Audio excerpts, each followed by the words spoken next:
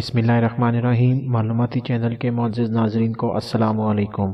ناظرین محترم، دجالی سیریز کی 5ویں ویڈیو کے ساتھ حاضر خدمت ہیں۔ جیسے موت برحق ہے ویسے ہی دجال کا آنا بھی برحق ہے، اس لیے بہتر ہے کہ ہم اسے اچھی طرح جان لیں اور آج کی ساری سیاست اور سارے مسلکوں سے بالاتر ہو کر نبی پاک صلی اللہ علیہ وآلہ وسلم کے لشکر کی صفوں میں شامل ہو جائیں، اس دعا کے ساتھ کہ اللہ پاک ہم گناہ گاروں پر رحم فرمائے اور فتنہ دجال سے ہمیں محفوظ رکھے، آمین ثم آمین۔ ظہور دجال کے بعد آج ہم بات کریں گے جھوٹے مسیحا دجال کا خروج۔ میں پھر سے دہرا دوں کہ ظہور اور خروج دونوں الگ چیزیں ہیں۔ دجال کا ظہور ہو چکا ہے، یعنی اس کے آنے سے پہلے اس کی نشانیاں نظر آ چکی ہیں۔ خروج الگ چیز ہے، یعنی باہر نکل کر دنیا کے سامنے آ جانا، یہ خروج ہے۔ دجال کے خروج کی بھی کچھ نشانیاں ہیں جن کے بعد دجال اپنے مقام قید سے نکل کر دنیا میں آ جائے گا۔ دجال کے خروج کی کچھ نشانیاں تو ہمیں احادیث مبارکہ سے ملتی ہیں اور کچھ علامات خود دجال نے حضرت تمیم داری رضی اللہ تعالی عنہ کو بتائیں۔ ان نشانیوں کو ہم احادیث مبارکہ کی روشنی میں جاننے کی کوشش کر لیتے ہیں۔ آپ صلی اللہ علیہ وآلہ وسلم نے فرمایا، دجال کے ظہور سے پہلے 3 سال سخت قحط کے ہوں گے۔ ان 3 سالوں میں لوگ بھوک سے سخت تکلیف اٹھائیں گے۔ پہلے سال اللہ تعالیٰ آسمان کو تہائی بارش روکنے اور زمین کو تہائی پیداوار روکنے کا حکم دے گا۔ پھر دوسرے سال آسمان کو 2/3 بارش روکنے اور زمین کو 2/3 پیداوار روکنے کا حکم دیا جائے گا، اور تیسرے سال اللہ تعالیٰ آسمان کو یہ حکم دے گا کہ بارش بالکل روک لے، بس ایک قطرہ بھی بارش نہ ہوگی، اور زمین کو یہ حکم دیا جائے گا کہ وہ اپنے سارے پودے روک لے، تو وہ اپنی تمام پیداوار روک لے گی، نہ کوئی گھاس اگے گی نہ کوئی سبزی، اور بالآخر کھر والے جانور، گائے بکری چوپائے وغیرہ سب ہلاک ہو جائیں گے، کوئی باقی نہ بچے گا مگر اللہ جسے بچا لے۔ صحابہ کرام نے عرض کیا، یا رسول اللہ صلی اللہ علیہ وآلہ وسلم، پھر اس وقت لوگ کس طرح زندہ رہیں گے؟ آپ صلی اللہ علیہ وآلہ وسلم نے فرمایا، تحلیل یعنی لا الہ الا اللہ، تکبیر اللہ اکبر، تسبیح سبحان اللہ اور تحمید الحمدللہ کا کہنا ان کے لیے غذا کا کام دے گا۔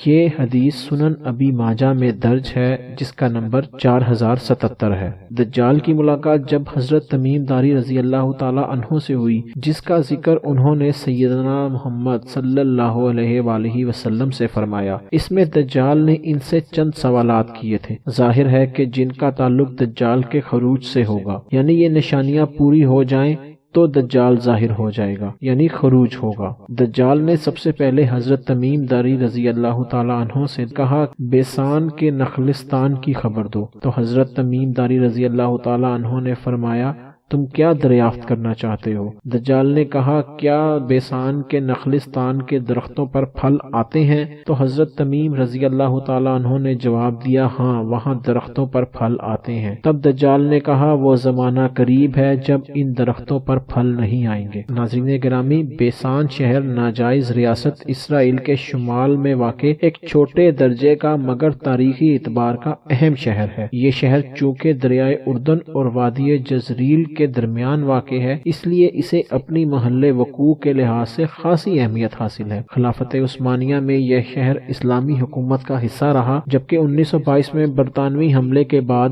یہ علاقہ برطانوی زیر تسلط چلا گیا، اور 1948 میں ناجائز یہودی ریاست اسرائیل کا قیام عمل میں آیا تو یہ شہر اسرائیل کے قبضے میں چلا گیا، اور آج تک اس شہر پر اسرائیل کا ہی قبضہ ہے۔ دجال نے حضرت تمیم داری رضی اللہ تعالی عنہ سے اسی شہر کے درختوں پر پھل آنے سے متعلق دریافت کیا تھا، اور آج فلسطین کا یہ تاریخی شہر اپنی جغرافیائی اہمیت دن بدن کھو رہا ہے، اور آبادی بڑھنے کے ساتھ ساتھ یہاں وسائل کی قلت درپیش ہے، جس کی وجہ سے بیسان انسانی مداخلت کی وجہ سے اپنی قدرتی توانائی اور وسائل کھو چکا ہے۔ جن درختوں اور جن پھلوں کا ذکر دجال نے کیا تھا، یہ کھجور کے درخت تھے جو صدیوں سے اس علاقے میں موجود تھے، اور یہ علاقہ کھجوروں کی وجہ سے بہت مشہور تھا۔ اب یہاں کھجوروں کے درخت ختم ہو گئے ہیں اور کھجور کی پیداوار نہیں ہوتی۔ دجال نے دوسرا سوال حضرت تمیم داری رضی اللہ تعالی عنہ سے پوچھا کہ مجھے بحر تبریہ کی جھیل کے بارے میں بتاؤ کہ اس میں پانی ہے، آپ رضی اللہ تعالیٰ عنہ نے فرمایا ہاں اس میں بہت پانی ہے۔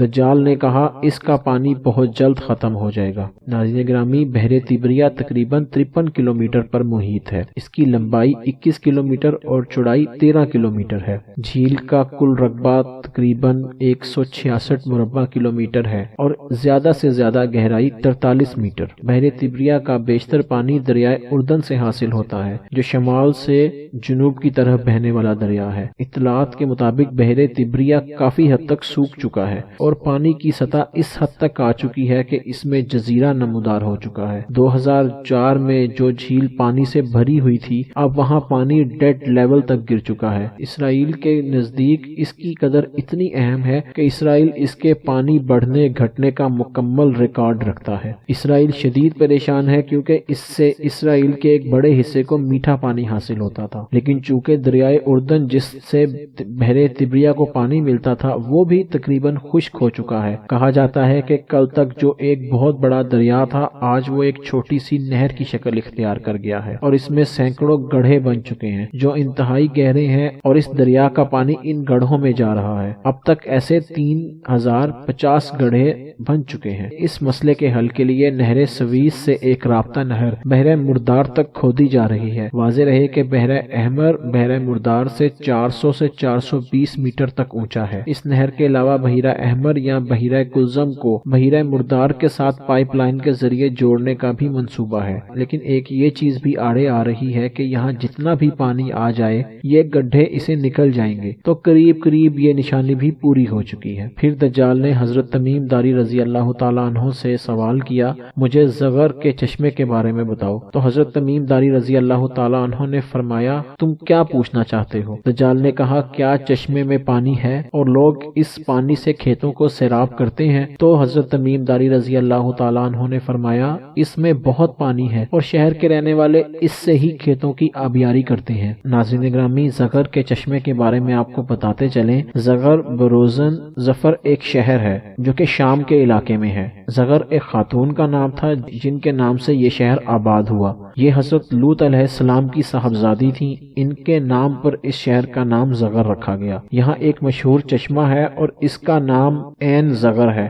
دجال نے حضرت تمیم داری رضی اللہ تعالیٰ عنہ سے اس کے ہی متعلق پوچھا تھا۔ اس کی تفصیل کچھ یوں ہے کہ حضرت عبداللہ ابن عباس رضی اللہ تعالیٰ عنہ فرماتے ہیں کہ جب اللہ نے قوم لوط کو ہلاک کرنے کا فیصلہ فرمایا تو حضرت لوط علیہ السلام کو وادی سدوم سے نکل جانے کا حکم دیا۔ سدوم وہ بستی ہے جس میں اللہ پاک نے قوم لوط کو عذاب دیا تھا۔ چنانچہ حضرت لوط علیہ السلام اپنی دونوں صاحبزادیوں کو لے کر اس مقام سے روانہ ہو گئے۔ حضرت لوط علیہ السلام کی صاحبزادیوں کے نام ربا اور زغر تھا۔ بڑی بیٹی کا انتقال ہوا تو اسے ایک چشمے کے پاس دفنا دیا، لہٰذا اس چشمے کا نام عین ربا کے نام سے پکارا جاتا ہے۔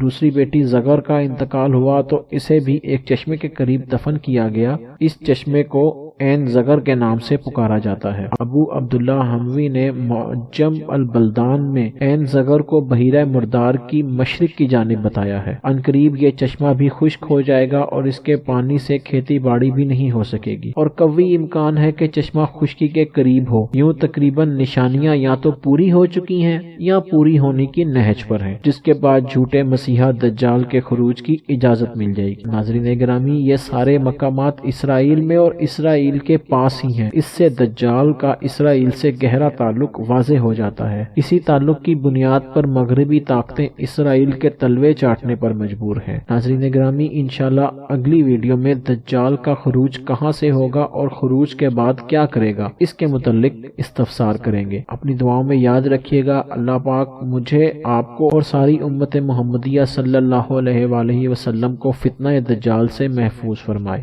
آمین ثم آمین۔